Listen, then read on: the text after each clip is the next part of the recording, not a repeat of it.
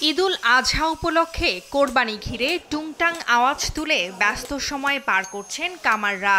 এমন চিত্র চোখে পড়ছে কুমিল্লার হাটবাজারের দোকানগুলোতে। কয়লার আগুনে লোহা পুড়িয়ে হাতুড়ি দিয়ে পিটিয়ে তৈরি করছেন দা, ছুরি, চাকু, চাপাতি, কুড়াল, বটি সহ ধারালো বিভিন্ন সামগ্রী। আর ফাঁকে ফাঁকে চলছে পুরনো সামগ্রীতে শান দেওয়ার কাজ। কাজের চাপ বেশি ও শ্রমিকের সংখ্যা কম থাকায় সকাল থেকে গভীর রাত পর্যন্ত চলছে তাদের কর্মব্যস্ততা।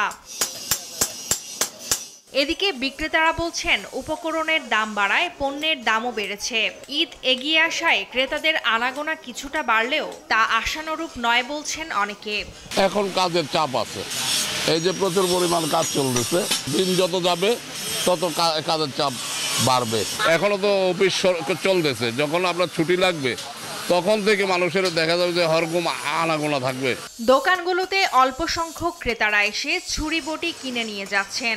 অনেকে আবার আসছেন পুরনো দা, ছুরি শান দেওয়ার জন্য।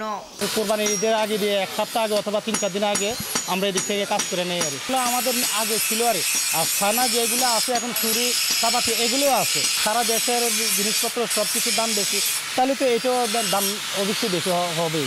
দাম ভালোই, মোটামুটি ভালো, একটু বেশি আর কি, জিনিসপত্রের দাম বাড়ছে। তবে ঈদের দুদিন আগ থেকে রাত দিন ভালো বেচা কেনার প্রত্যাশা করছেন কামাররা।